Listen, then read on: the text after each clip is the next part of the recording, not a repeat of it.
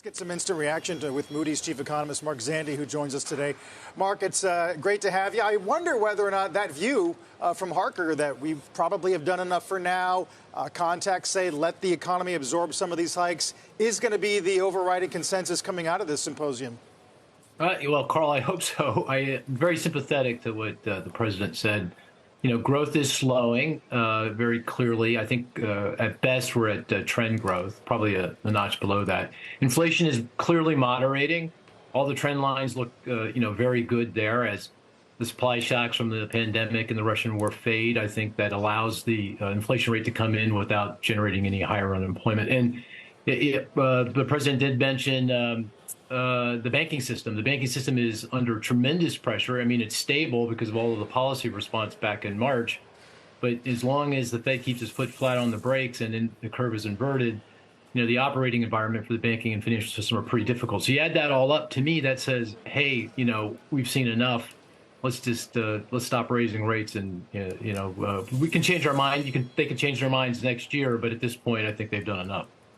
President Harker didn't really emphasize or clearly articulate when rates would potentially be cut next year. But what do you think the trigger points will be, Mark?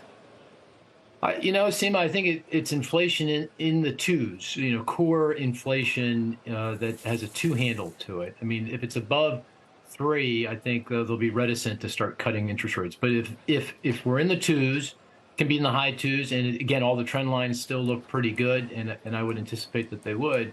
I think at that point they'll start easing monetary policy, and by my forecast, that's probably next summer, June. In that period, I think they'll have enough evidence to suggest that they should start cutting rates. Not fast, it's very slowly. Maybe a quarter point each quarter, maybe 50 basis points each quarter. But so it'll take time to get the funds rate back down to the so-called equilibrium rate. But I think by the second half of next year, they'll be cutting rates. Mark, Stephen, President Harker talked a bit about the fiscal side, but they didn't really get to all the spending that's about to hit from things like the infrastructure bill, the IRA. Many of these, that money is just about now. What do you see as the impact in terms of perhaps the other side here when it comes to wages and or demand? Well, David, it's kicking in already. I mean, you can see it. You can see it in the manufacturing construction data. That's up a lot because of the CHIPS Act. You can see it in public infrastructure spending. That goes back to the infrastructure law. The IRA, the Inflation Reduction Act, that's just starting to kick into gear. But, over the course of the coming year, that fiscal support will probably add a quarter point, maybe 0.3%, 0.4% to GDP. In my view, that's propitious timing because you've got other headwinds that are going to hit. President Harker mentioned the student loan debt. We've got a potential government shutdown, which now seems more likely than not. You've got potential strikes at UAW. So there's a whole slew of headwinds, tailwinds here. You add it all up. Seems to me the economy is still going to be growing pretty close to its potential, or a little bit south of that.